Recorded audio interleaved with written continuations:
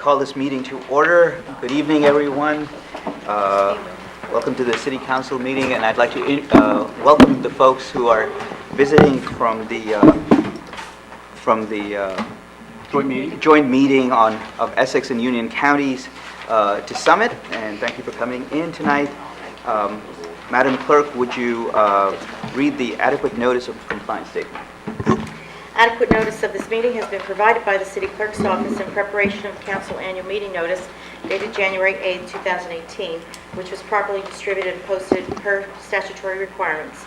Please be advised that fire exits are to my right, your left, and at the back of the room. The City has a listening system to assist the hearing impaired. If anyone needs hearing assistance, please obtain the system at the dais and return it thereafter. Madam Clerk, please ask for the roll call. Mr. Bowman? Here. Ms. Fox? Here. Mr. Gould? Here. Ms. Little? Here. Mr. McTiernan? Here. Ms. Ogden? President Naidu? Here. Okay. I'd like to now call upon Henry Bassman to lead us in the Pledge of Allegiance.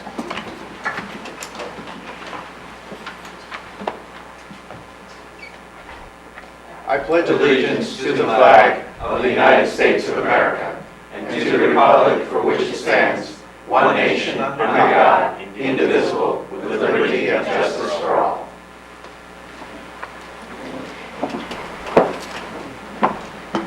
Thank you, Henry. Madam Clerk, would you please read the notes regarding closed sessions and hearings and comments? A closed session meeting as authorized by state statute was announced and held prior to the start of this meeting, and the known items for discussion were listed on the published closed session agenda. Please be advised the council meetings are broadcast live on Comcast Channel 36 and Verizon Channel 30, and rebroadcast on Thursdays and Saturdays on Hometown TV on Comcast 36 and Verizon 33. When invited to speak, please come to the lectern, clearly state your name and address, spell your last name, and speak into the podium microphone so that your comments can be understood by all and properly recorded. Whenever an audience member or council member reads from a prepared statement, please give or email a copy to the City Clerk's office at rlicatis@cityofsummit.org. To help facilitate an orderly meeting and to permit all to be heard, speakers are asked to limit their comments to approximately 3 minutes or so in length. Unless you are using an electronic device to follow the meeting agenda or need it for professional emergency contact purposes, please turn it off. Thank you. Thank you. Okay, now do I have a motion to approve the minutes for regular and closed session meeting of June 19, 2018? I move to approve the minutes. Second. Okay. All those in favor? Aye. Any opposed? Any abstentions? Great. Okay, moving on to reports, Madam Lead. Thank you, Council President. Good evening, everyone. I would like, first of all, to congratulate all the departments on an exceptional 4th of July celebration. It was a coordinated effort of all major departments in the city, including police, fire, EMS, public works, parks, health and communications, and of course the community programs, which was led by project manager David Guida. He did a great job. It was very hot, but I think everyone had a good time. I'm very proud of the wonderful event this city produces every year. It was our 71st year of having an all-day picnic and the fireworks, and it was great to see so many families participating in the day's festivities. I am extremely happy to report that the Morris Avenue Bridge opened on Friday, June 29th at 6 p.m. I hope that's the last time I have to talk about the Morris Avenue Bridge. As soon as New Jersey Transit removed its barricades, we officially opened the bridge with a quick ribbon cutting and a walk/drive over by state and local officials and police, fire, and EMS vehicles.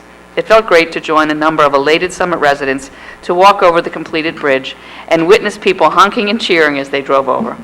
According to NJ Transit, the project included replacement of bridge superstructure and concrete deck, widening of approaches, construction of retaining walls, curbs, sidewalks, and ADA ramps, as well as installation of railings, new traffic signage, and striping of the roadway. There is still a little bit to be done. Like all construction projects, there's a punch list, but I'm aware of it, New Jersey Transit is aware of it, and so is the City Department of Community Services. So I want to thank everyone in the community for your patience during the project, but I would especially like to acknowledge Aaron Schrager, our city engineer, Rick Matthias, his assistant, and Amy Cairns and communication for all the help that they gave me in helping the community know what was going on, and it helped the community be a little bit more patient because we were able to communicate to them where things were. So I appreciate all of their assistance. And then lastly, notifications, ways you can get information from the city. So through the City of Summit website, citizens can sign up to receive notifications on community news and events, construction projects, parking information, and more, and of course, emergency events. So please go to thecityofsummit.org to sign up for updates from the city by email or text. It is really the best way to stay informed, and I encourage you to do so. If you need assistance, please email pressoffice@cityofsummit.org or stop by the communications office on the second floor of City Hall. And that's all I have tonight. Thank you, Madam Mayor. Now on to our Administrator, Michael Rogers. Michael? Thank you, Council President. Good evening, everyone. Road projects are underway, and Fisher Contracting will be milling the entire length of Plymouth Road on Wednesday, July 11th, followed by paving on Thursday, July 12th. The road will be open to local traffic only during the milling operation on Wednesday and closed all day Thursday for paving. Police will be on site to manage vehicular access and movement through the street. Residents were notified today. Summit Family Aquatic Center. Senior lifeguard Bob McIntosh was featured on the Today Show, which I believe is going to be shown very shortly, and Inside Edition, I believe, this evening. Active older adults becoming lifeguard is a trend in aquatics, and we thank Bob for his dedication and a job well done with the interviews. Tonight, Tuesday, July 10th, is the first concert, which I believe started about 45 minutes ago. And it's the first concert of the Hot Summer Nights series on the Village Green. Screen on the Green movies begin next Thursday, July 19th. This Thursday, members of the Summit Family Aquatic Center and paid guests are invited to Shark Diddy's Bash, a winter wonderland. Lots of events, DJ music, games, and an obstacle course in the pool, and the Arctic Splash, which is a cannonball contest, I believe. So, and then lastly, please be advised that all property tax and sewer utility payments made by check or credit card need to be paid as separate transactions. If you have any questions, please contact our Office of Tax Collection at 908-273-6403 or email our tax collector, Judy Ruggiero, and she can be reached at jruggiero, RUGGIERO, at cityofsummit.org. That's it for this evening, Council President. Thank you. Thank you very much, Michael. For my Council President's report, I just want to do a couple of things. First, I want to join the Mayor in thanking all of those on the city side that were involved in helping to get the Morris Avenue Bridge completed. But I also want to specifically thank the Mayor, who worked tirelessly behind the scenes and got this thing done. I know that you've taken a lot of comments from people saying, when's that bridge going to be finished? But behind the scenes, you worked tirelessly to get it, so we all owe you a debt of thanks for that. Tomorrow night is Council on the Road, so those of you who are listening and want to come out and have just a kind of a Q&A with members of council, council members Bowman and Little, along with myself and the Mayor, will be at the First Aid Squad building at 7 p.m. tomorrow. And we will be there to take your questions and try to answer them as best as we can. And if we can't get an answer to you tomorrow night, we will try to investigate, find out an answer for you. So I encourage those of you who have issues or concerns or questions to come and meet us one-on-one and talk to us.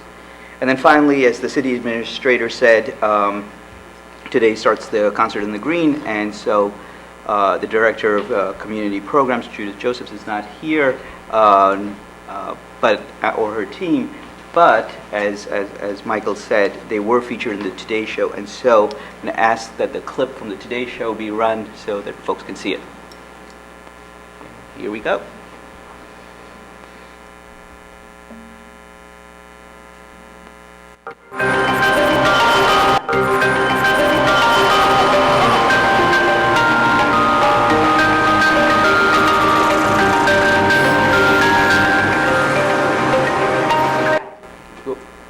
She had it, but what happened then?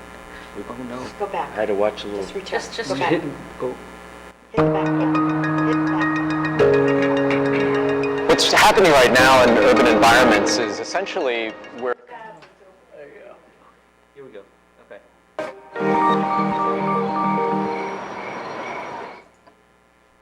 This problem literally has a silver lining. Seniors coming to the rescue, even coming out of retirement to make sure your summer is safe.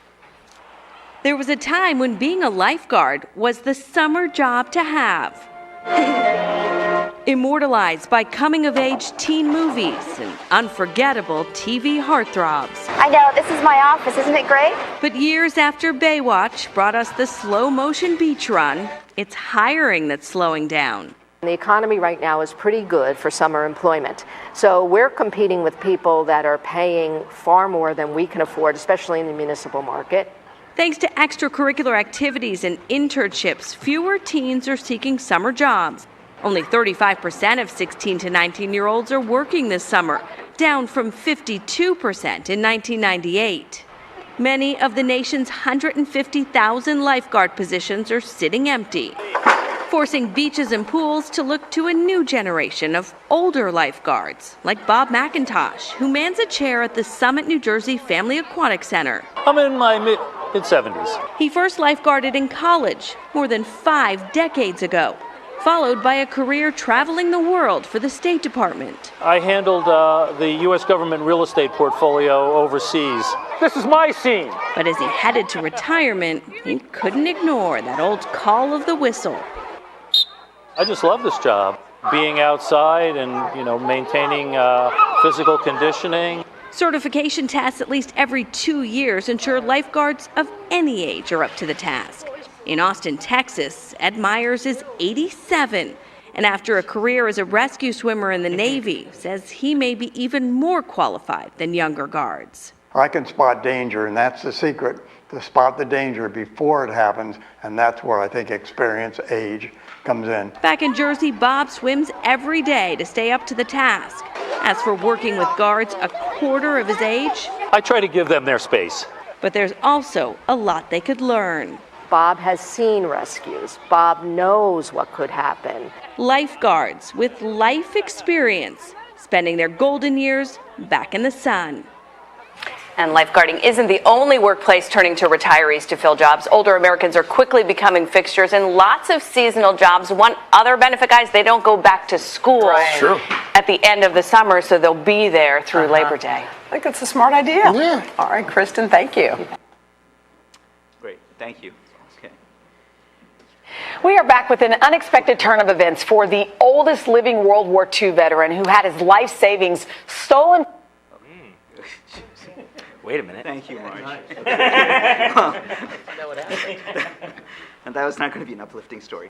Okay, moving on. So tonight we have a presentation about the capital improvement plan and flood mitigation project report from the representatives of the joint meeting of Essex and Union counties. And so we welcome them to Summit. And whoever wants to come on up and go to the podium, introduce yourself. And if you want to introduce others, that would be great. Sure.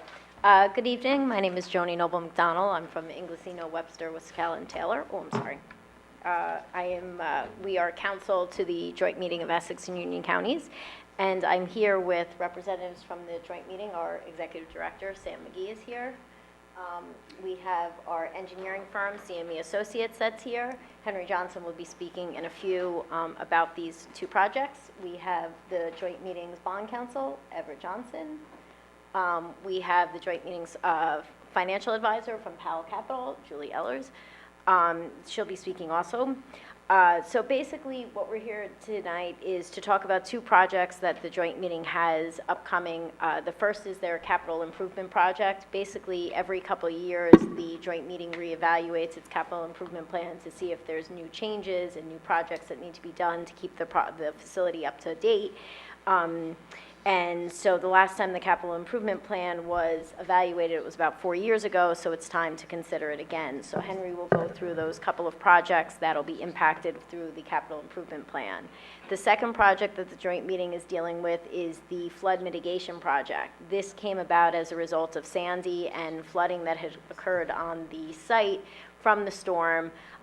Following the storm, there were some studies that were done, and we had calculated what the cost of making repairs, which was significant, and then we also calculated costs of what it would cost the joint meeting and the member municipalities if the facility was destroyed in a future flood, and that came into like the billions of dollars. And so as a result of that, FEMA decided that it made sense to fund this flood mitigation project. So this project costs approximately $99 million. However, the way it's structured, FEMA has said that it will pay up to 90% of the reimbursable costs. So that leaves a 10% cost for the member municipalities and the city of Elizabeth. And as you know, the joint meeting has 11 member municipalities plus the city of Elizabeth.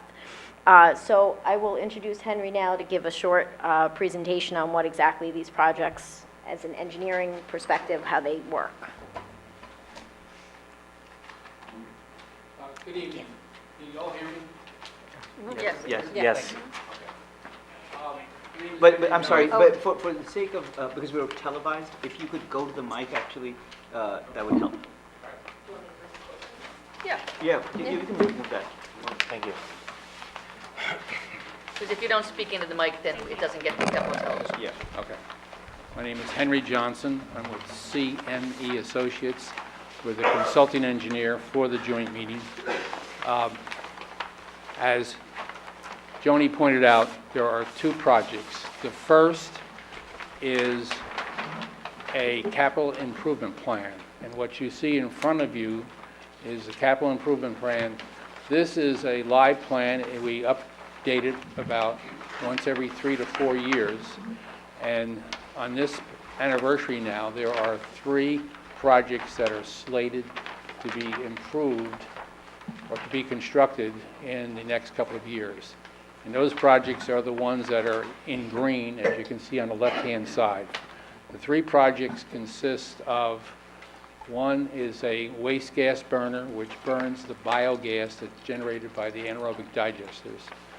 The second project is the improvement of a number of buildings, some of which are constructed in 1932, 1975, 1990. And some of these buildings are starting to deteriorate, and they need some tender, loving care. That's the second project. The third project is the green one at the bottom, and that's the construction of a building at the end of one of the tanks, which will replace an existing tunnel, which is a hazardous location, requires confined space entry rules, and by putting this building up here, we can eliminate that particular problem. Those projects, 3 projects, add up to about $17 million. The City of Elizabeth's share is 1/3 of that, and the rest of that $17 million is divided amongst the member municipalities. Any questions on those projects? I think, if you wouldn't mind, because I think probably, I don't recall during my tenure on council, 3 years, having a discussion with you guys, right? So I think for the folks at home and for all of us, I think maybe we just step back a little and just explain what is the joint meeting and what exactly are we talking about. We're talking about a wastewater treatment. If we could just give a little bit of background. Okay. Back around 1897, a number of municipalities in this area between Summit and all the way down to Elizabeth got together, had a joint meeting on a matter of maintenance of their sewer systems. At the time, their little sewer systems connected up to local streams and rivers and was creating a health hazard, not unlike what happened in Europe many years ago when they had plague and serious diseases. So the town fathers at the time knew that they had to do something. So they had this joint meeting and decided that they had to get all of this waste that was hanging out in their neighborhoods, they had to get it away. So they built a trunk sewer system, large sewer system that starts here in Summit and finds its way all the way to the Arthur Kill in Elizabeth. At that, when they started to build that, which was in the early part of the last century, in the teens and the 20s, they also realized that at some point in time they would have to build a treatment plant. So they purchased a large piece of property in Elizabeth on which to build a treatment plant. By 1932, the initial treatment plant was completed, and they started to treat the sewage. The treatment was only what they call primary treatment. It didn't treat the entire waste. It reduced the contamination by about 1/3, which was okay at the time. That was state-of-the-art. As time went on, they had to upgrade it. So in the 70s, they expanded that treatment plant to what's called a secondary wastewater treatment plant. And that was a large project done in the 70s. Since that time, there have been other changes and additions, including a generating stations. We now generate our own electricity using biogas from the anaerobic digesters. Now, all of this equipment over the years starts to wear out because it runs 24/7. Not like your car that only runs for a few minutes each day and can last years and years. This equipment runs all the time, so it wears out. And this capital improvement plan was designed to replace equipment as it wears out, as the years roll by. So this project now, those 3 projects, are part of that system. This is not the first time that your board has approved a capital improvement plan like this. It happens about once every 3 or 4 years. Okay, thank you. I think that background is very helpful. And Summit's share of the capital improvement plan is about 9%. Yes. It's And here at the bottom, is this for different, the different figures are for different years in which the projects are going to be done, or how is that? Yes, on the left-hand side, all the blue you see there, those are the projects that are completed. And then the next row, you'll see some amber colors. Those are projects that are under construction right now. They're almost completely finished. That started about 3-4 years ago. And the green is the 3 projects that are on this particular capital improvement plan, which we're seeking approval for. The rest of the projects, the pink projects, are those out in the future that we plan to do 2 years from now, 5 years from now, 20 years from now. And so this plan goes out till 2029, 2030? Yep. Where we are? And 4 years from now, it'll go out to 33. And of that Summit share is, if I read this correctly, going across, about $3.8 million. That's the sum of all of them? That's the Summit share. Summit share. The sum of All of them, yes. All sum of them, all yeah, them, yes. Right, yes. What's current now would Let's be... speak to the numbers in a few minutes. Yeah. Henry is going to speak to the physical Got it, okay. project. Okay. Can I ask a question? You have, because we also in our capital budget, we have project certain capital things that we would like to do in the next 10 years. Does this always, do you always get everything done over the time that you're projecting, or is that somewhat fluid? It's the pink are placeholders. Yeah. They move back and forth Right, okay. depending on whether something fails or Right. if we see some part of the plant needs more attention. Or if then regulations change. Right, okay, that's right. I They figured move that back and there is forth. some fluidity and some Yes. flexibility there, okay. Anybody else have any questions?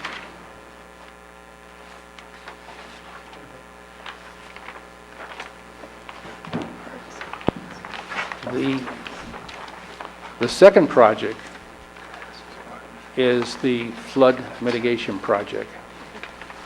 When Sandy hit us back in 2012, the water rose and inundated portions of the treatment plant. There was approximately $1 million worth of damage at that time. There could have been a lot more, except that we have our own generating station on site. So we're able to keep the treatment plant running, we're able to keep the pumps running.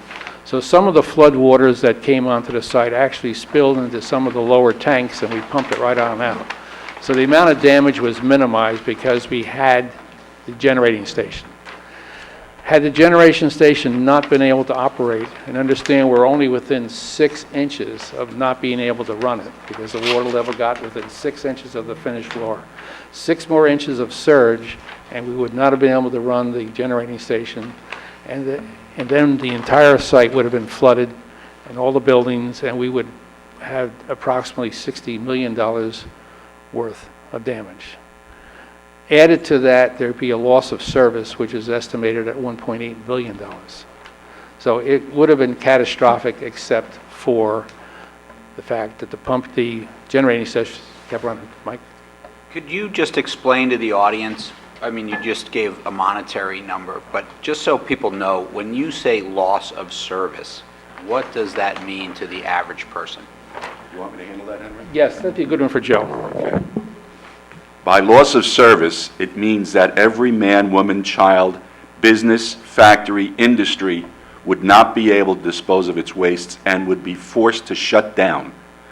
So for whatever period of time it would take to bring that system back in line, it was estimated that if it was out of line for 90 days, which is not unheard of since Passaic Valley was out of service for longer than that, it was a value of about $1.8 billion. That's with a B. And that was a calculation done by FEMA matrices. Right, so I think that's important for people to understand that Exactly. That's a catastrophic problem. Right. You can't dispose of sewage for 3 months, so, thank you. It's something we don't think about, but these guys do. I mean, suppose something, God forbid, were to happen. What then happens with people's waste? The Passaic Valley Sewerage System in Newark, which services 37 towns, was out of service because their power system is running through tunnels at the facility in Newark. When the water rose, it shorted out all their power, aside from the fact that PSE&G lost power. They have 10 chambers along the Passaic River, which were opened to release the sewage, raw sewage, into the Passaic River and also into the Hackensack River and into the Newark Bay. The joint meeting has no such facility. We do not have the capability of opening up our trunk lines to the rivers and streams, in particular the east and west branches of the Rahway River, or into the Arthur Kill. It has to come through the treatment plant. There is no alternative. Yeah, what would happen is because the water was not being pumped through the treatment plant tanks would surcharge and overflow onto the ground. The trunk sewer that leads up to the treatment plant, which lies at a very flat slope all the way up through the city of Elizabeth and then beyond through Hillside and Union, that sewer would start to surcharge, and it would stop. It would block up people's homes so they couldn't discharge to it, so they'd have backup in the homes, backup in the businesses, and then manholes would start popping, and you'd have sewage everywhere. It would be a catastrophic event. Right. So we have to make sure people understand what we're talking about here. Oh, yes. It's a really big deal. That sounds horrific. It is big. Yes. Okay. I'm sorry. Go on, please, with your... All right. We looked at a number of alternatives as to how to protect the treatment plant going forward. We looked at trying to protect individual buildings, but if you look on the site, there's like 15 different buildings that would have to be protected. And most of these buildings are masonry construction, just like this building, and you could put a dam in front of a door and keep the water from coming through the door. But as the water rises alongside the foundation, sooner or later it's going to come right through the foundation, because masonry walls cannot stand much of a hydrostatic load. You're not designed for it. So the water would then collapse the walls. So that was not an option. So we looked at two things: building a dike around the site or building a wall around the site. There's not enough room to build a dike out of soil, so a wall was the next best alternative. So the plan is to build a concrete wall around the entire perimeter of the site, which is approximately 41.5 acres. The wall will be supported on piles. There'll be a cutoff wall to rock, which is below, so that the water doesn't seep underneath. The wall will have several entrances, which are normally open, and then if there's going to be a storm surge, the walls would then be closed, and the treatment plant would then become an island unto its own. Inside of the treatment plant, there'll be a storm water pumping station, which will collect the rainwater that lands on the sites and pumps it over the wall out into the river. There's also going to be an effluent pumping station constructed. Right now, the treated sewage flows by gravity from the plant out to the Arthur Kill. In the event of a storm surge, it would not flow out by gravity, so we're going to have to pump it out. So a large pumping station has to be constructed on the site. There's also another site across the street, which is the biosolids facility. That's where we dewater sludge before disposing of it. It's a 3.5 acre site, and a wall would have to be built around that site as well. On this map, it seems on the lower left side, lower left quadrant where the E is, there doesn't seem like a completion of a wall. Is that in? Yes, there will be a cutoff wall built across there. It's not shown in the drawing because it's just sheeting driven down the ground. That's the red line you see, that's an actual concrete wall. But in that area, it's going to be sheeting driven down into the ground to prevent water from coming under the roadway and into the treatment plant site. That portion of the facility is elevated. Okay. Okay, all right. And what's the blue over here? The blue is an existing wall constructed by the Port of Authority for the railroad, and we're going to utilize that wall as part of our wall. Is that wall going to go down, and, I mean, is that sufficient, that wall? I mean, Yes, that's sufficient the way it's constructed. It was Yeah. built for the railroad approximately 2003. And what's the height of that wall? Is it the same height as the wall you're constructing? No, it's not. We wish it was, but it's not. So we're going to have to put a little appendage on top of that wall to make it high enough. And so this wall is going to be 22 feet high? Is that what I'm No, the reading? top elevation is going to be elevation 22. The site varies between elevation 9 and elevation 14. So the wall is going to be between 8 and 13 feet high. And for Sandy, what was the flood, the storm The surge? How high did that get? Water surge elevation was 14. 14 feet, Yes. okay. Just 6 inches short of the cogen building, which was 14 and a half. and do you think the cogeneration facility is sufficient as it's built now? There's going to have to be an addition to the cogen building.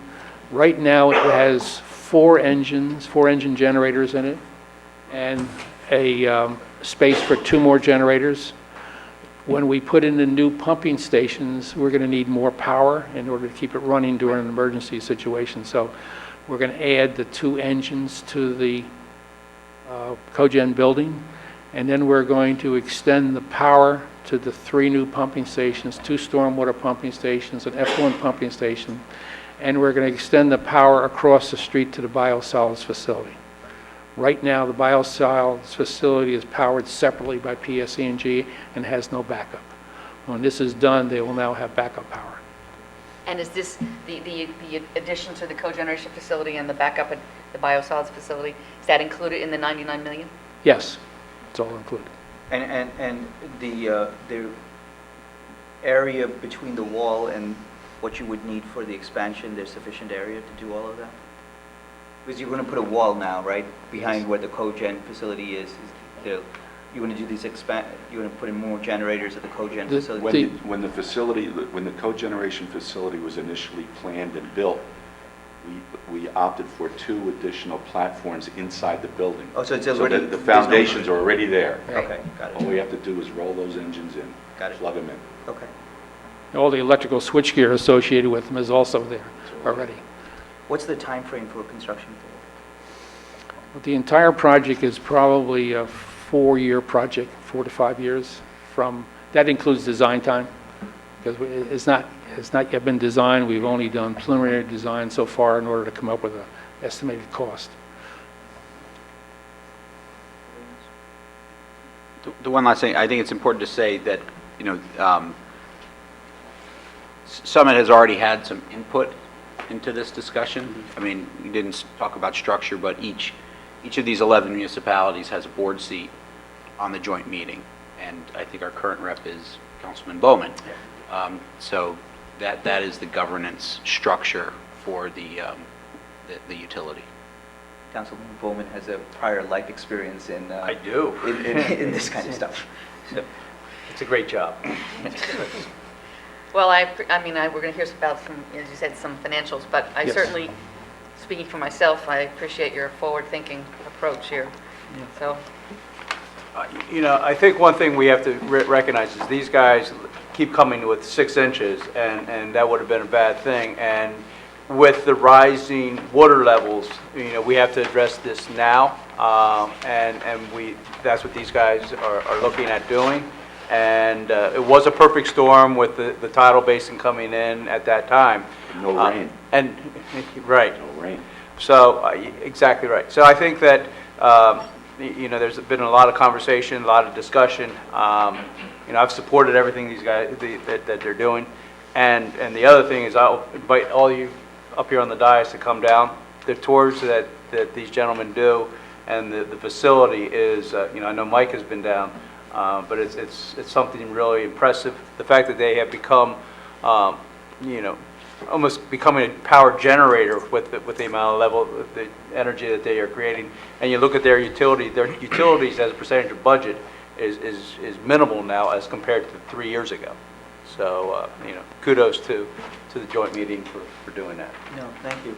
I guess, thinking about this, I mean, every summer we're right now in hurricane season, right? I mean, so any day now, you could have a hurricane that keeps on coming, churning up towards the East Coast. And you said your time frame is 5 years. Does that seem long? Well, fortunately, time goes by pretty quickly. It's been 5 years, almost 6 years, since Hurricane Sandy. We haven't had one since. right. And so we've had a lot of rain. We've had very high rainfall, but we have not had a hurricane hit the New York, New Jersey metropolitan area in that time.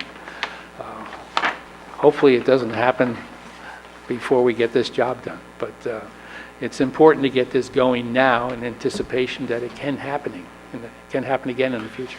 Right. Okay.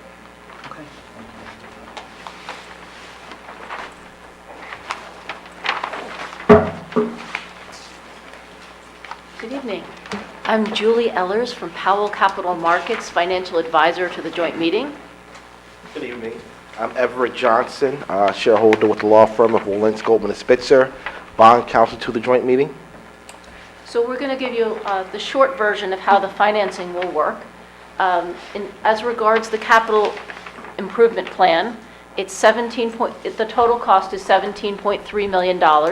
And as that's been discussed, that's split between the 11 member municipalities and the city of Elizabeth. Summit's share will be $1.02 million. Assuming that the joint meeting votes in favor of it at the July meeting, then after that the financing portion would begin. Summit would have the choice between paying its assessment in cash by the following February. So we're talking about February of 2019, so you could plan ahead for that. Or alternatively, the NJIB, the New Jersey Investment Bank, stands ready to provide financing to all of the member municipalities of the joint meeting. And so that would involve applying to borrow money through the NJIB, and there's an application form to fill out. I would help you with that. I would draft it, make everything as easy as possible. There are ordinances to introduce and adopt. Everett would provide drafts of those, walk you through it. And then when the time comes to enter into that loan with the NJIB, which used to be called the Environmental Infrastructure Trust. You might know it as the EIT. They've changed their name recently and a few other of their policies. So if you chose to borrow, you would enter into a 3-year note at 0 interest, and 3 years would go by, during which time the project would be built, projects, those 3 that Henry discussed. And at the end of that, then the NJIB would provide long-term financing or you could pay off the balance in cash at that time. So you could either pay cash next year or 3 years after that, or you could enter into a 20-year bond and pay your $1 million off over 20 years. So that's the short version, and this is similar to what's been done before through the EIT, which is now the NJIB. The only difference now is that the NJIB prefers to hold off on the long-term financing until the construction is done and the final numbers are tallied up. Does anyone have any questions before we talk about the flood mitigation piece? Okay?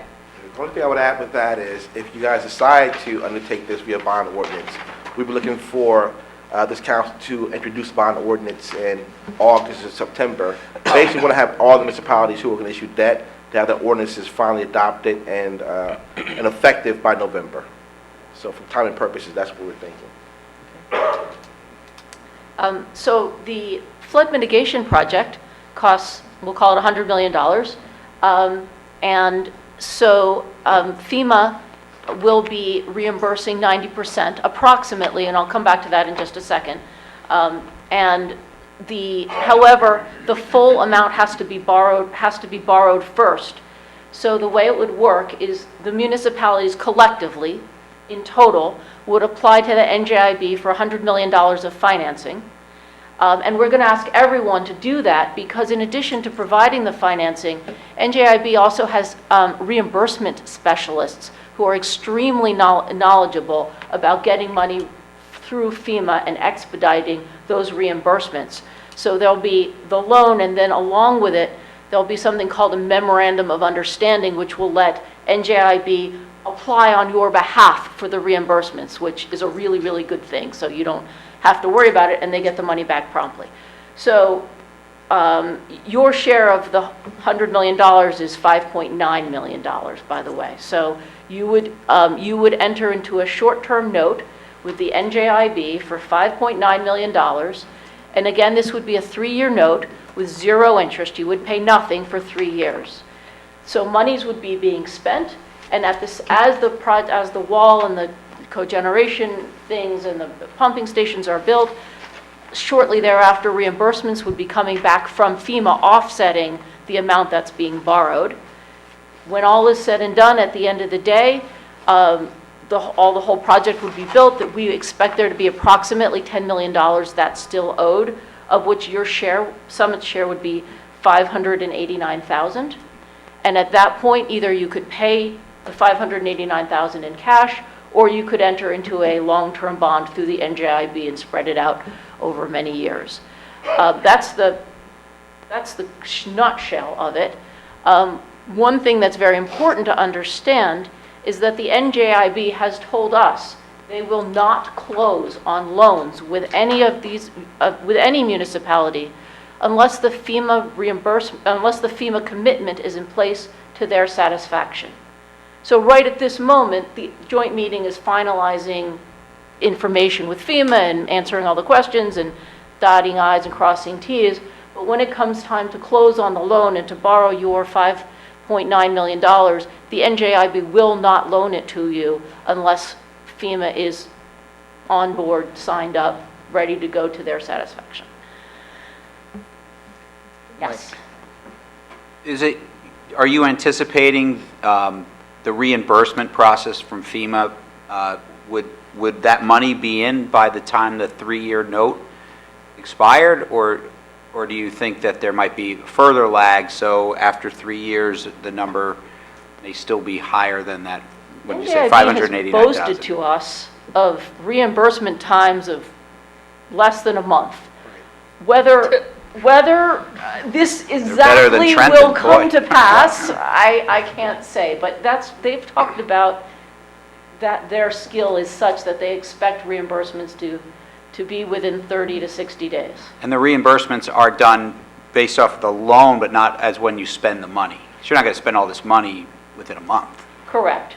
So it's based off the loan. No, it's based off the invoices. So as you know, okay, so as the invoices come in. As invoices come in and projects being built, I got you. Then invoices are submitted by a joint meeting to NJIB. NJIB then reviews and makes sure that all the proper paperwork that's necessary with FEMA to give us reimbursements is actually put together and executed, and then they submit that to FEMA, and FEMA reimburses the joint meeting. So it's on an as-you-go basis. So what is the thought process around construction time for this thing?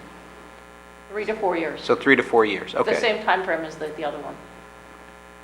Is there any possibility that after FEMA gives its commitment, that for some reason that it doesn't go ahead and through the 3 or 4 years, that something changes and it says, okay, we had funding initially, we thought we had funding for this, we no longer have funding for it? No, FEMA has indicated to the joint meeting that once a project is allocated, the money is allocated to a project, that money is allocated in that fiscal year and it's done, and it's the joint meetings. So we're meeting with FEMA on Thursday because there were a couple of questions about the project and why certain things were chosen, like electrical connections, why one thing was done versus something else.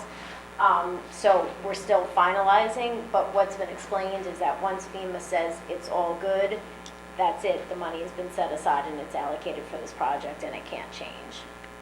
And I think it's also important to note that the 90% number that we've been discussing for reimbursements is based upon a program that FEMA instituted for Hurricane Sandy. So normally, my understanding is that FEMA reimburses 70%. But because of the catastrophic nature and the impact of Hurricane Sandy, that a specific program that reimbursed 90% for Hurricane Sandy disaster relief, and that this will fit underneath that Hurricane Sandy disaster relief, even though it's many years later. That's how they're classifying our particular mitigation project. You said that was 90%, FEMA will give 90% of reimbursable costs? Yes. Yes. Is there any concern that the definition of reimbursable costs will change during the 3-year construction period? I mean, how do you know? Suppose they decide what's reimbursable today, is it still going to be reimbursable tomorrow? Do you know what I'm saying? Yeah, no, I think that the concern would, to answer your question, is no, we're not really concerned about that. They're going to review the plans and the final plans and basically determine up front what they consider to be reimbursable or not reimbursable. And so at that point, we'll know, assuming that we're going to build according to our plans, which obviously we're going to have to, Right. What's acceptable to FEMA, what's not acceptable to FEMA. We're not going to be changing our plans once it's approved by FEMA. So if there's anything that's not reimbursable, they'll let us know that up front. We have been alerted by NJIB that it's typical that there's some small costs that are part of the project that FEMA might set aside, so that the actual expected reimbursement might be 88%, for example, rather than 90, which is why we're using, the word approximate. So, but it should be substantially close to 90%. And as Everett said, it's legislatively it's under the 90% act. Is there a possibility that the cost of the project would increase over the $99 to $100 million? And then what would happen as far as FEMA's commitment is, are they capped at a certain project cost number? And so if the differential increased, would that be all on the joint meeting members? Does that make sense as a question? Yes, it does. I mean, the numbers have contingencies in them. So, it's always expected that a $99 million does include contingencies. Is there a possibility? I mean, I'll defer to engineers as to whether they think that's possible or not. But The estimated cost is based on preliminary drawings, which by preliminary, we mean preliminary. All the details of what's going into the project are not on the drawings. But the cost we have has a generous contingency attached to it. And what's that contingency? It's about 20%, all right? Now, 20% for preliminary plans is pretty normal. And there are just so many details associated with building a massive project like this that we couldn't possibly come up with all those details in a preliminary plan. It just wouldn't happen. Even this structure right here, I'm sure that the original estimate was one thing and the final estimate was something else. Okay? But they will fund whatever the final estimate is, and whatever, not the final, whatever the bids are. That will be the truth of what it costs. They will fund 90% of that. As far as what may not be reimbursable, I've been down this road once before at the joint meeting back in the 70s. It was a 90% grant by the state and the EPA, and the only thing they didn't fund was part of the office complex where Mr. McGee sits right now. They didn't consider an office as fundable, all right? So his office didn't get fundable. Later, we built it anyhow, so he's able to enjoy it. But that's the type of thing that they might pick on, say that's not part of the flood. So we don't know what that's going to be yet, or if it's going to be there at all. Is there a significant cost to the NJIB's oversight of the process of getting the reimbursement? Actually, they're providing a very significant benefit. There will be some fees associated. If you go to the long-term financing, there will be fees relative to the NJIB built into that. However, the long-term financing will benefit if you choose to go there, because the NJIB provides a certain portion of it at 0% interest, which, for example, might be 50%. Half of the bonding might be at 0% interest, and half would be at their AAA bond rate. So essentially, they're offering this financing for 3 years at 0%. So the NJIB effectively is subsidizing through its favorable borrowing terms the project as a whole. But yes, there would be some fees associated with it.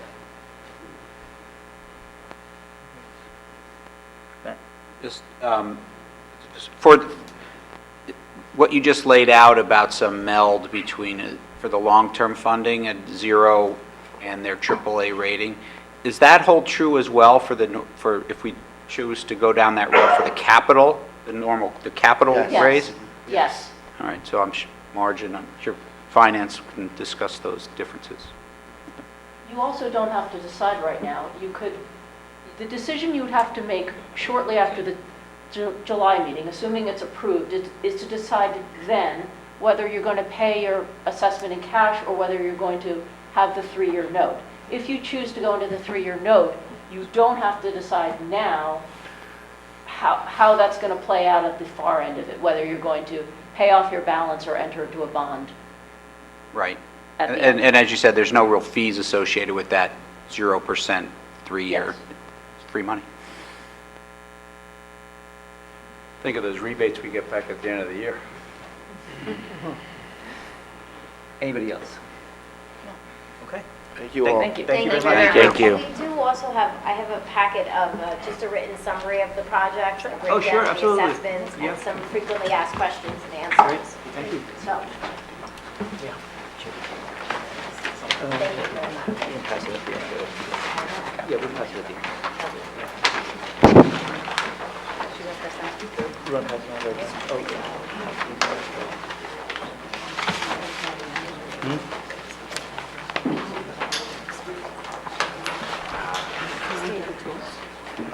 why don't we take a 2-minute break to let the folks from the joint meeting be able to leave, and then we'll continue with our meeting.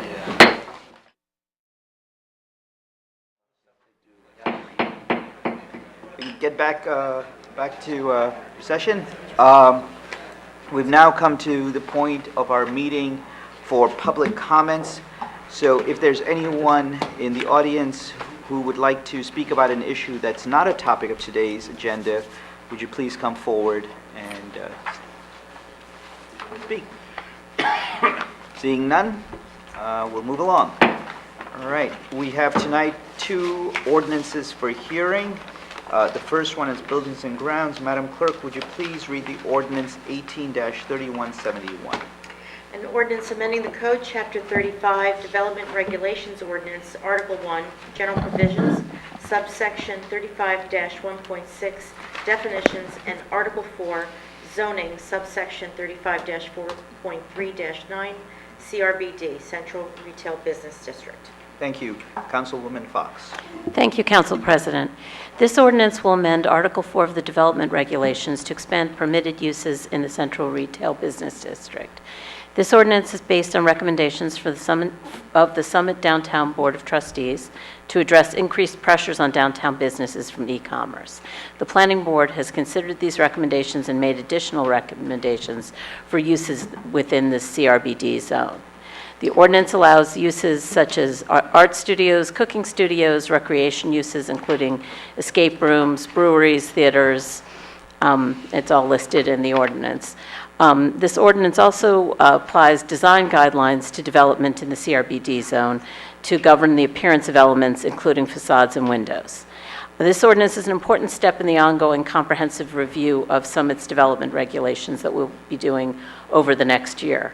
This comprehensive review will address current challenges and streamline the development process while maintaining the character of our community consistent with the master plan revision. I move to open this hearing for discussion. Thank you. Do I hear a second? Second. Thank you. Any comments from members of council? Councilwoman Little.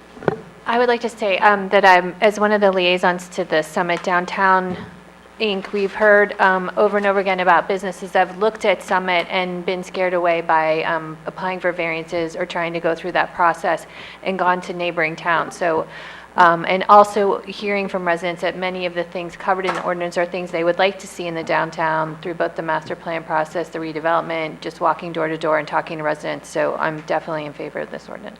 Thank you. And I will say that as the council liaison to the planning board, both last year or this year, this was something that the planning board, looking at what the comments were during the master plan process, this is completely consistent with what folks had wanted for our downtown. You go walking and talking to people, and, you know, among the things that they talk about as well. How is our downtown doing? What can we do to help get a stronger downtown? Last year also I was Summit Downtown Inc. board. This was discussed during the course of that. So I think this is a really important step. As Councilwoman Little said, we've had instances, unfortunately, of businesses that were thinking of coming to Summit, but then realized that we did not permit certain uses in our downtown and ended up going to different towns. This ordinance is designed to go ahead and deal with that experiential activity that cannot be replicated online. And we are seeing different towns using the same model of going ahead and putting these types of things, because what it does is if you have 1 or 2 or 3 of these types of different things, people come in for that experience, but then they walk around the downtown, and then there's a bunch of other things to do, including retail or restaurants or what have you. And so it is that, you know, to have a kind of a good loop, if you will, instead of a negative loop, you have a good loop of people going ahead and actually benefiting a larger community than just simply the one instance of a business. Any other comments from members of council? Mike? Yeah, I echo what Councilwoman Little and Councilwoman Fox said, as well as Council President Naidu. I think this is a great idea. It's great to see, I think for the people at home who participated in the master plan, it's great to see some of their suggestions actually, they matter. And you know, we went through a long, extensive process, and I think most people were very happy with how that worked. And I think it was a model on how to get input from the community, to think about use and what people want. And you're seeing that expressed, I think, in a lot of the activities that are being included here. So I think it's very, very important. And I know that, you know, there probably are some businesses who would be like to get going right away. The one thing, we spoke about this in Buildings and Grounds. The one thing I do have a question on, and I know we can revisit this because we're going to continue to look at the DRO, is specifically prohibiting a few things. And I think that, it doesn't mean that I don't support the whole thing, but I do think we need to look into that a little bit more about no tennis and soccer facilities. I think the definition of a soccer facility is changing pretty dramatically.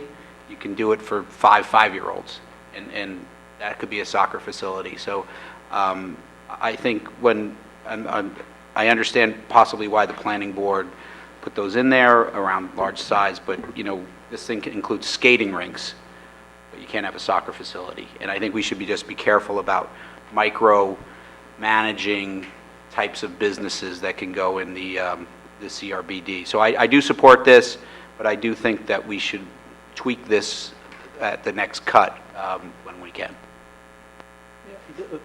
I think that makes a lot of sense, because what is the definition of a soccer facility? So we're not talking about, you know, a World Cup stadium.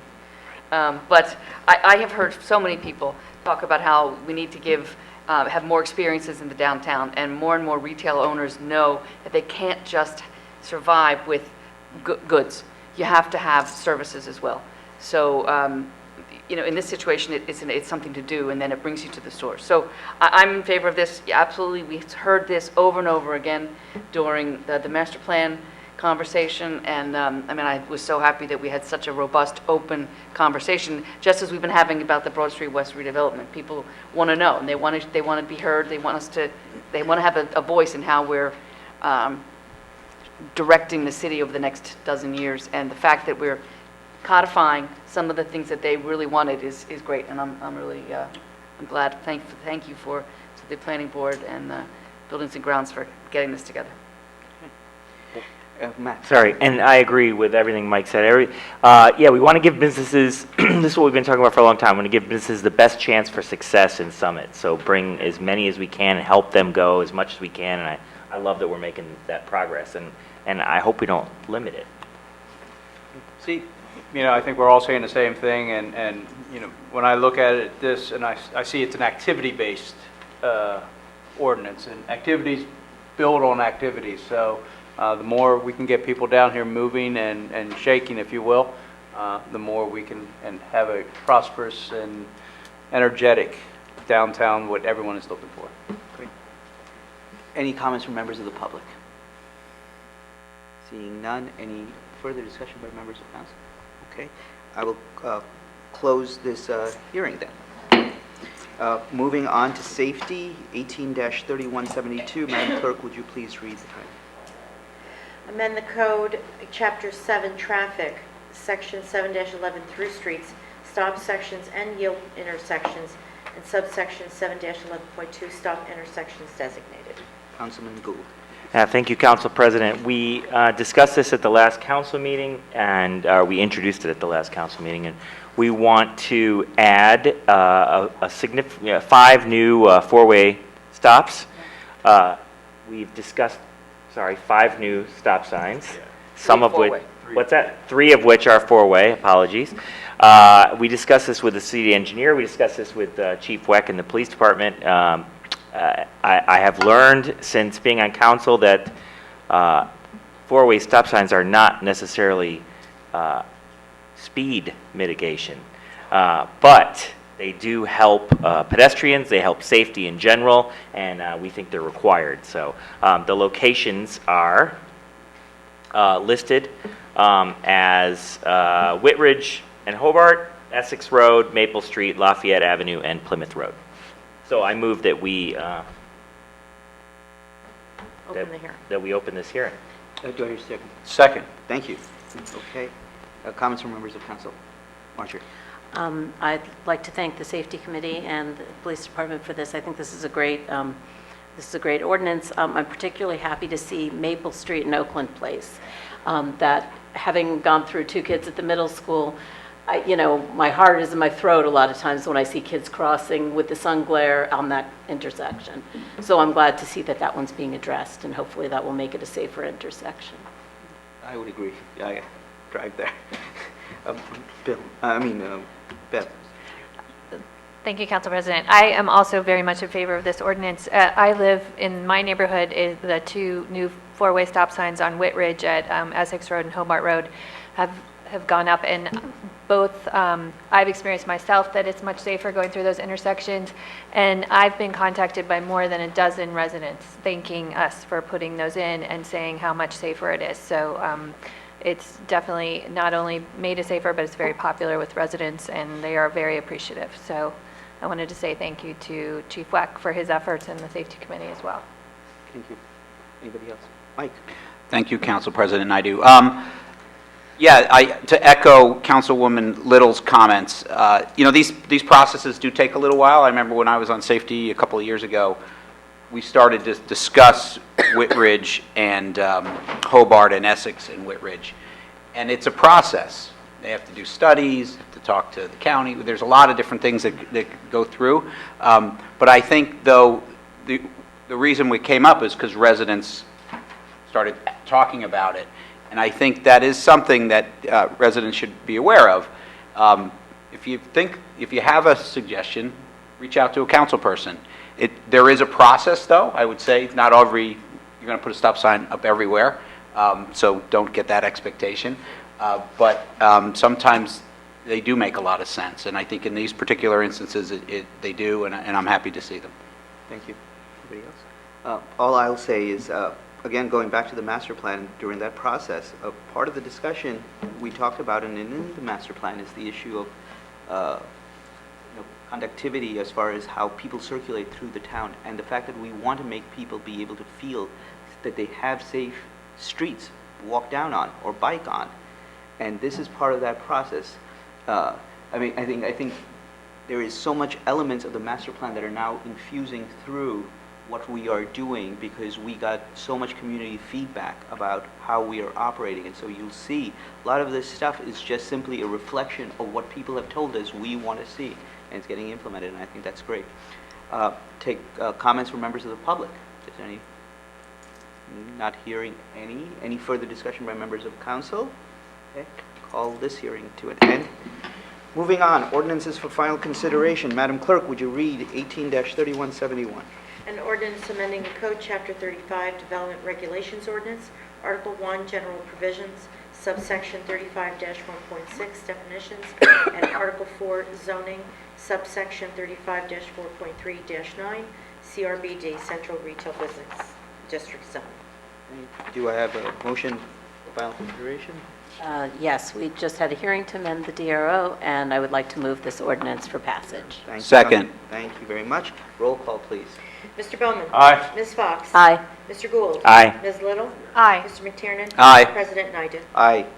Okay, moving along. Second ordinance for final consideration, safety, 18-3172. Madam Clerk, would you please read the title of that An ordinance? ordinance amending the code, Chapter 7, Traffic, Section 7-11, through streets, stop sections, and yield intersections, subsection 7-11.2, stop intersections designated. Councilman Gould. Thank you, Council President. We just discussed this, and I move that we approve this resolution. Second. Thank you. Roll call, please. Mr. Bowman? Aye. Ms. Fox? Aye. Mr. Gould? Aye. Ms. Little? Aye. Mr. McTiernan? Aye. President Naidoo? Aye. Okay, thank you very much. Moving on, resolutions. First is finance, 5796, Councilwoman Little. Thank you, Council President. This resolution, number 5796, is to authorize salary increases for employees due to step and or longevity increases as of July 1st, 2018. These are standard, the standard step and longevity increases. There's no significant changes from last year. So I move this resolution for approval. Second. Okay. Any comments, questions from members of council? Any comments or questions from members of the public? Any further discussion? All those in favor? Aye. Aye. Okay, moving on, 5822, Councilwoman Little. Thank you, Council President. This resolution is to extend leave with pay for a parking services agency employee who is going on military leave for training purposes. So this is pending a closed session discussion, and I move this resolution for approval. Okay, second. Any comments from members of council? Comments from members of the public? Further discussion? All those in favor? Aye. Moving on, 5811, Councilwoman Little. Thank you, Council President. This resolution is to appoint 2 members to the Summit Economic Development Advisory Committee. The 2 members that we are proposing are Danny O'Sullivan and Jeff Schaefer. They're both long-term residents of Summit and will bring a lot of talent and expertise to this committee, and I move this resolution for approval. Second. Comments from members of council? Comments from members of the public? Further discussion? Mike? Yeah, I just want to say, I've often said that volunteers are one of the jewels of Summit. We get a ton of really great people who want to help the town, and that along with schools, our access to transportation and our downtown, I think are really kind of the things that make Summit a very attractive place to call home. However, I've never done this before, but I'm not going to support this resolution not because I don't think these people are great people. I know both of them. I think they're fantastic. But I just strongly believe that this committee should never have been created in the first place. And, I've just really been grappling with this continuously, and I just can't continue to get my hands around it. And one of the things I continue not to understand is, like, one is, what is the problem we're trying to fix? Like, SDI, which we know is just the Special Improvement District, but I think it's representative of the town as a whole, says that the vacancy rate for first floor retail is 4%. We live in a market economy. What are we shooting for? I mean, that is a fantastic number. 100% happen, in the old Soviet Union when no one wants to go in places. It's a great number. So I look at that, I go, what is it we're really trying to fix in that instance? The other thing, too, is, I said this before and I'm going to repeat it, is I think a lot of the stated goals of the committee are redundant. They talk about grant writing, coordinating. We have a professional grant writer. We already pay them money to do this. So how is that going to work with the committee? That's one. The other thing that I think, quote, this is supposed to review and consider land use rules, zoning regulations, and ordinances that continue to contribute to the success of businesses. I thought that was the planning board's job. So we have planning board people who do this. Our council president is the liaison. I know he's incredibly passionate about the work that the planning board does. I have no idea who's going to be responsible for this now. That's my second concern about the thing. And then finally, we just talked about a DRO ordinance where we got a ton of great feedback from the master plan. We have a system to engage the community in what they want. A committee, no matter how great the people are on it, is never going to be a substitute for what we're getting from the community through our master plan process. The master plan gets updated. It happens every 10 years. There's an update. Where is the additive nature of that? Are they going to, oppose things that the community wants? They're just going to come up with stuff?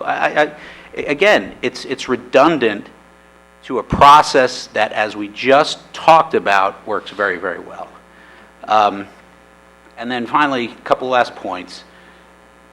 Let's see. One of the things it's supposed to do is to investigate economically advantageous uses for, unquote, vacant and underutilized commercial properties. And I think about that, and I go, how do we think a committee of government council people or at-large citizens know more about commercial land use than the people who own the property? What are they going to tell them? It just seems silly to me that they're going to make suggestions to property owners on what they should be putting in their stores. And then finally, this is one thing I fear, is this opens up council or government involvement on picking winners and losers in our town. And the way the committee is structured, we have a buildings and ground chairperson on it, we have a finance chairperson on it. The only logical sense to me is that you're talking about their tax rates and things. And if you're picking in winners and losers, you're either going to provide subsidies for their taxes, which means everybody else's taxes go up, or you're going to penalize property owners for not having their store vacant. That's going to drive down commercial real estate prices, and that means residential people are going to pay a higher real estate tax, just the way the economics works. So I just worry that is sort of the end game for this, because everything else is done already throughout the city. So I've spoken a long time, but I just would urge the government body to reconsider this committee, given its redundancy and it's confusing at the least, and possibly could affect our taxes down the road at the worst. And again, that's the reason I just can't support these two very good people to serve on the committee. Thank you. Any other comments from members of council? I'll just respond briefly. This resolution is to appoint 2 members to this committee. The purposes of this committee and the establishment of this committee was fully debated and discussed at a prior council meeting, so I could go back point by point and just rebut all the points just made by Councilman Tiernan, as I did at that council meeting. But I'll just say briefly that the SDI only covers the downtown. This committee was set up to look at the city as a whole and the whole all the economic entities that are made up in Summit. It is to look holistically at where we want to position ourselves as a city. It is to implement things that were discussed in the master plan instead of just letting that remain stagnant every 10 years. It's an active looking at ways that we can implement things that were brought up in the master plan and all kinds of other things. We have a lot of really talented people in the community who are excited and eager to work on this community. I think we should welcome input and expertise from members of the community to advise us on implementing things that will make the city stronger, and we've done that in other areas, and I think there's no more important area than keeping the city economically strong. That's the way to keep our taxes low, is to make sure that our commercial tax base is vibrant and strong and healthy. And so that is the goal of this committee. It's already been meeting and it's working and really exciting. So we are going to add 2 other members who are going to bring a lot of input and expertise to this committee, and we are looking forward to having their input as well. Okay, anybody else? I would, Councilwoman Fox? yes, I would just agree with Councilperson Little about what she's discussed. The other thing is that Councilman McTiernan did mention that we have both the Buildings and Grounds and the Finance Committee, but one of the issues is that our committee structure as it is now is very siloed, and so the idea of this is to bring together the different parts of city government and the different committees, so there is more of a, so there's thinking about bigger issues and thinking about economic development from both a land use perspective and a finance perspective. So I think this brings something that we don't already have in city government. Let me just, I'm not, as Councilwoman Little said, we've debated this and council has made a decision as to the way we're going, and we're going to go ahead with this committee. We formed it and we've had a meeting already with it. And I think it was a very productive meeting of really smart people and thoughtful people who were willing to give their time. Let me try to put this in how I look at it. We deal every 2 weeks with issues that come confronting us about a whole bunch of different things. As you can see from this agenda, it's everything from stop signs to zoning regulations. We'll talk about grants. We'll be talking about personnel. Need time for a group of people to think about what are the long-term trends. Every large corporation does this. A lot of large cities do it. Small cities do it. Medium-sized cities do it.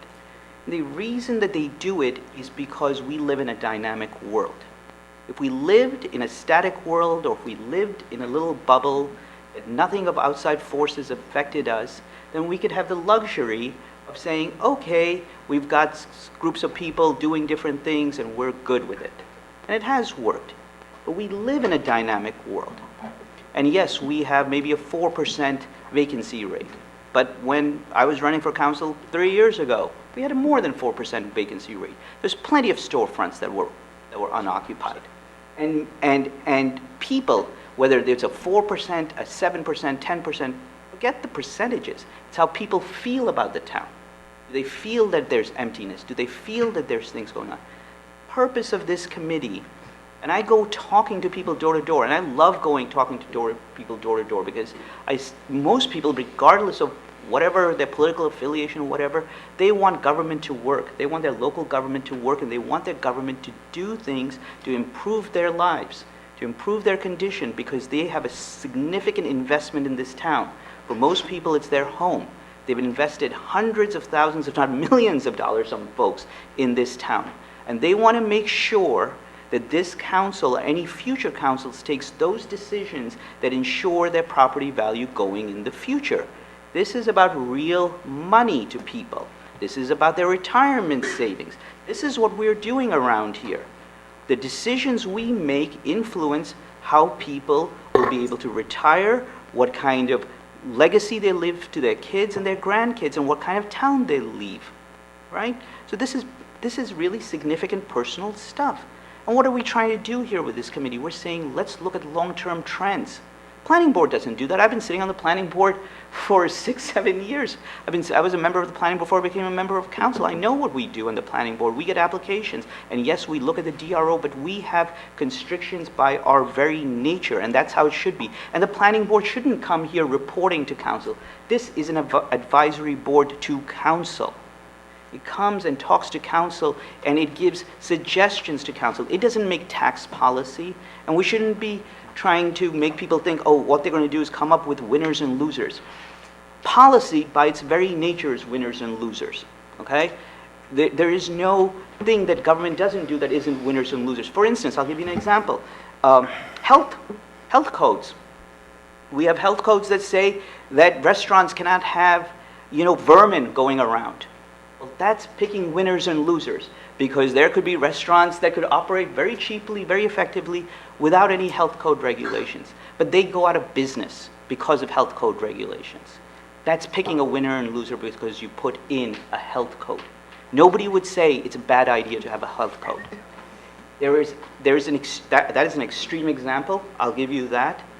But suggesting that we're going to put tax policy through an advisory board is also an extreme example. This advisory board will give suggestions. This council, future councils, can decide to ignore it, or decide to implement it, or decide to suggest it to a committee to look at. That's what we're trying to do here. And while tonight we're looking at 2 members, I want people who are listening to this, who may have not heard our first discussion, to understand why we're doing this. We're trying to do this in order to respond to people's concerns that we should be thinking about the long term. People have said to us, make sure that we have a functioning, good, vital downtown, but we have a larger than downtown. We have other commercial districts. There's many commercial districts. They all pay taxes. That's what helps to defer residential property taxes. And we need to be able to make sure those commercial entities, that we are doing the right types of policies to encourage growth in those areas. Because the more we can encourage different types of growth and sustain businesses, it affects residential property taxes. We have 81% of our taxes are paid by residences. 19% is paid by commercial. Of that, a significant chunk is paid by one commercial entity. We have to think about the consequences of that as a town. Because if anything happens to that, that means more of the burden is shifted on residences. And as it is, I think the one issue everybody in this town agrees upon is if you're a property owner, you will say to me, or any of us, I pay too much in property taxes. That's what we're trying to address here. Trying to address it through thoughtful, looking at the long-term projections of where we are headed as a society and how to address it as a town. Okay. Any comments from members of the public? Any further discussion? Mike? I would just add, look, I mean, this is a philosophical difference. Clearly, I get what the wish would be for it, but when we talk about long-term trends, et cetera, like that, that's why when you think about that, you don't want to have a committee that's sitting there reacting to things when we have a master plan process in place that thinks about things in the long term. It's slow sometimes, but it works. And I guess my confidence in the ability of government to dictate economic growth is much more suspect than maybe other members of this committee is, or this council is. And when you're talking about how people run their businesses, property owners who run their businesses being advised, quote unquote, on how to do that by someone who doesn't know their business, I just don't see the point of that. And again, I know this is a philosophical difference. It's already been voted on. I just, but it was a close vote. And I'd love to see, this maybe be changed or what have you. And I'll leave it at that. Okay, I would agree I that it's just- probably a philosophical I'm difference. just going to point out, this committee is advising council. It's not advising property owners of what they should do with their businesses. It's making advice to council, and council makes decisions. So that is, I just want to clear that up for people listening at home. Any further? Okay, all those in favor? Aye. Any opposed? Nay. Okay, thank you. Moving along, general services. Councilwoman Little is doing double duty today by introducing this. Thank Go you, ahead. Council President. General Services Resolution number 1 is to authorize an execution of an agreement with Union County. This is an annual agreement between the county and the city that enables distribution of community development block grants, which is federal money, to the city of Summit. Specifically, the Community Development Block Grants Fund, the Home Investment Partnership Program, and the Emergency Solutions Grant Program, which is allocated to prevent homelessness and to enable homeless individuals and families to move towards independent living. And I move this resolution for approval. Thank you. I'll second it. Any comments from members of council? Comments from members of the public? Further discussion? All those in favor? Aye. Okay, we've pulled number 2. Number 3, 5817. Councilwoman Little. Thank you, Council President. This is again, after closed session discussion, this is a resolution to declare a vacancy for 1 part-time collection assistant in the Parking Services Agency. And I would move this resolution for approval. Second.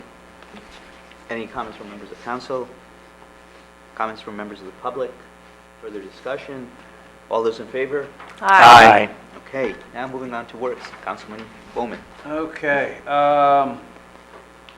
Works number 1, Resolution 5828, is to award a bid of the 2018 curb and sidewalk project to AA Berms of Belleville, New Jersey. Some received 3 bids, and the lowest bid was AA Berms. We've done several projects with these contractors over the years, including this year's alley project. In 2018, we will target installing ADA ramps on Brook Court, Old Springfield, and Springfield, close to the parking deck. We also will be replacing the Morris Avenue along the library, and this is good news for those people, those employees that park up on the K lot. We will be installing a sidewalk along Maple Avenue, or Maple Street there. Yeah, it's nice.